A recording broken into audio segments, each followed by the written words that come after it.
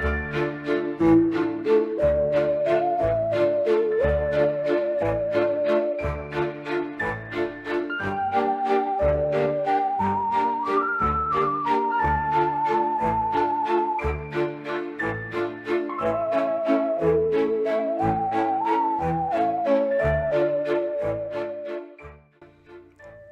right, it's October, and you know what that means. I'm legally required to review some horror movies. And tonight, we're going to be looking at a movie from this year, from 2024, called Lowlifes.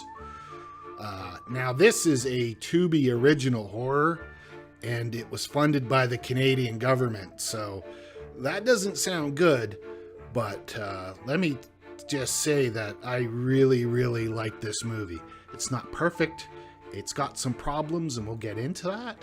But all in all, not just for a Tubi original movie or just a horror movie, it's all in all a good movie. And I'm going to give it a recommend. A pretty strong recommend. I mean, it's free. Even if it wasn't free, I'd probably recommend it. So let's get into Lowlifes.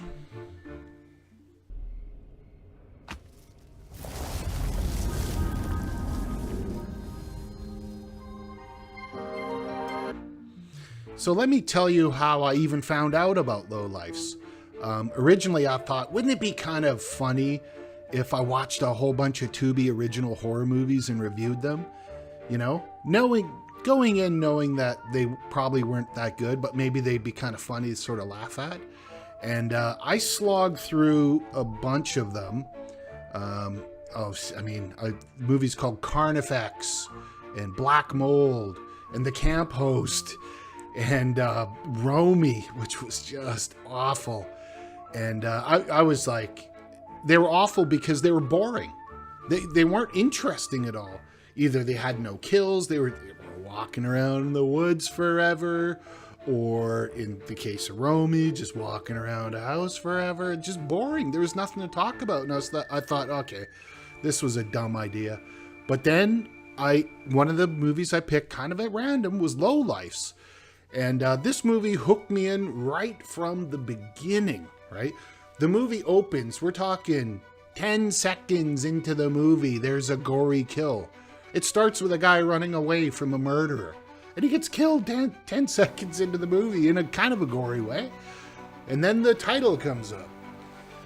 Now the movie stars Amanda Fix as Amy and Matthew McCall as her dad, Keith. Though I just call him Dad. And she's got a little brother named Jeffrey and a mom named Kathleen. And they're traveling from Calabasas, California, apparently, to, I guess in the Ozarks, though it's, you know, from the opening scene, they're obviously in Vancouver, right? I mean, I live there. I know what this all looks like. But whatever. They're in the South. Even though there's, you know, I don't know how much snow on the mountains there is in the South, but who cares, right? Let's ignore that. It's a low-budget film shot by a Canadian director named Tesh Gudakonda. Tesh Gudakonda and a guy named Mitch Oliver, who I don't know where he's from, but Tesh is from Vancouver. So, and now I have to... So they travel across the country, and they run into these rednecks named Billy and Vern, right? This is all very... in the first few minutes of the movie, right? Right after the gory kill at the 5 seconds into the movie. And then we could tell, like, oh, there's something with these guys, because they're like, oh, you got a pretty daughter, and ooh, you got a pretty wife too. And then you know something's up. And this is the point, and I hate to do this, right? But I gotta put up the massive, massive spoiler alert, because if you haven't seen Lowlifes, don't watch the trailer, because it's kind of spoilery, and just pause or mute this video and then come back later, right, and discuss it, because there is a major, major twist early in the movie, right, which I can't go into.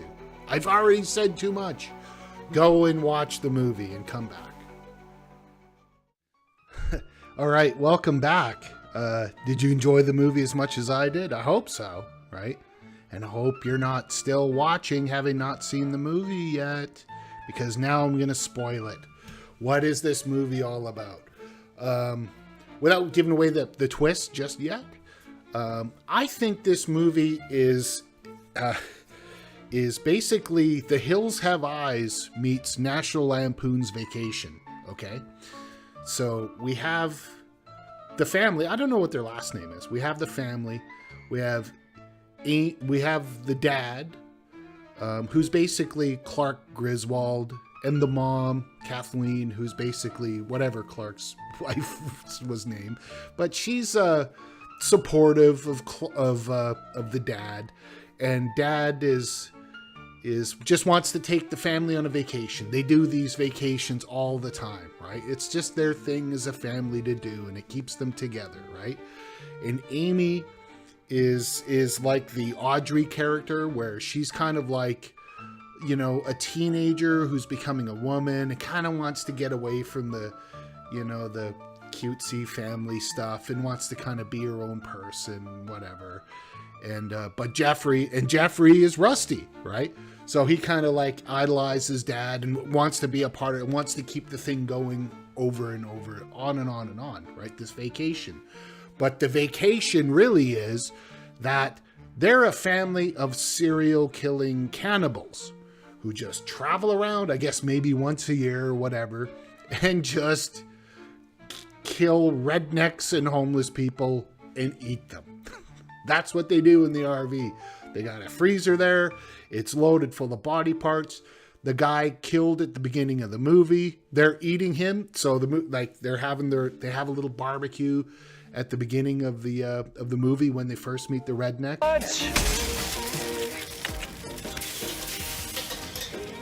There you are. Boom. Pretty pink, Dad. That's right. Never disrespect a good piece of meat by cooking it to death. And they're eating the dude that was killed in the beginning. When that's revealed later on, I was just like mind blown. I was like, holy fuck. I did not see it coming. I fell completely into it because maybe I don't know why that is, because you see so many movies where, you know, the urban couple meets the rednecks in the woods and stuff like that, right?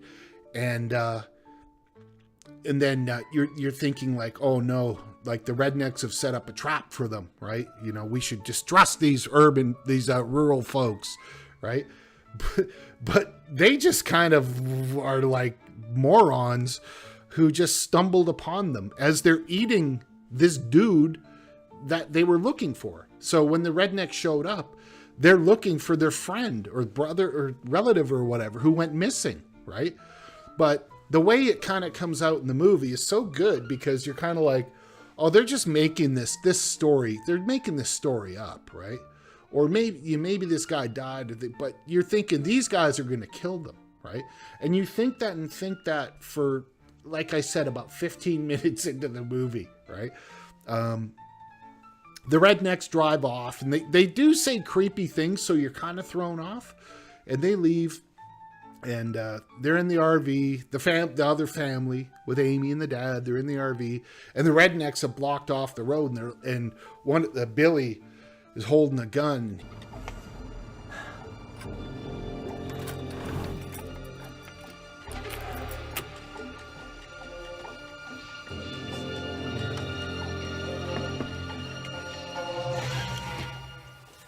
Car trouble? Just stop moving. Stranger thing. Do you believe that?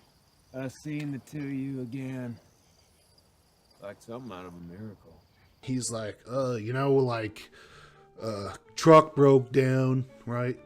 I can't really let you pass. I guess you gotta take Vern here, and Vern's gonna take you to my grandpa's house where my cousins live and stuff, and I want to say Clark, but dad is like, yeah, I don't know. And the mom's like, no. You know, we can't just drive on. And they let him in. They let Vern in. They let one of them in. right? The other guy says, you know, I'm the guy with the gun. I'll stay here and I'll wait for him to come back with the other car, right? It's so good. Like, I totally believed it. I was like, oh fuck, they're just totally setting up a trap for these stupid city people, right? Anyways, Vern gets into the RV and they're driving along, and he's asking about what happened to this other guy. I forget his name. He had a weird rural name. And then kind of like out of nowhere, Jeffrey just kind of moves behind him and just stabs the shit out of him. Is Melly here playing work? Jeffrey! What did she say about waiting for the signal, Jeff?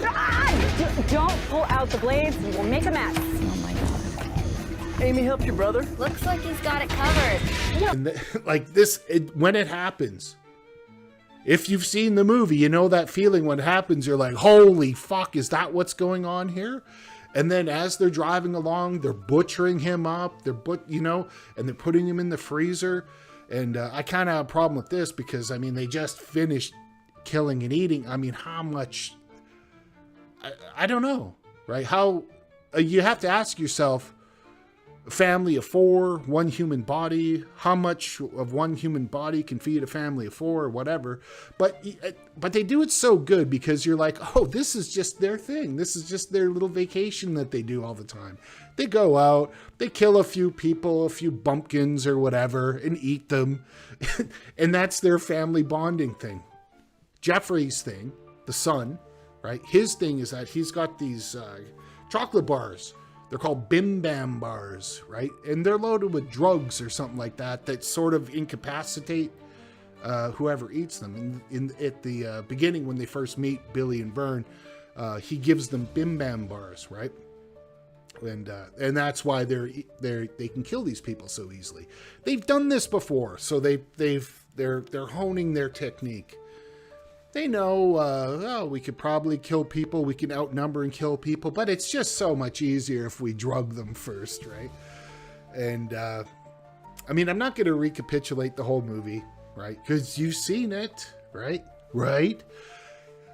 They go to the redneck house. I mean, at that point, when they get to the house, then when you see the cousins and the grandfather and stuff, you're kind of like, you have to question your own thought about rednecks or rural people or whatever. At least I did, right? Well, I don't have a bad opinion about them anyways.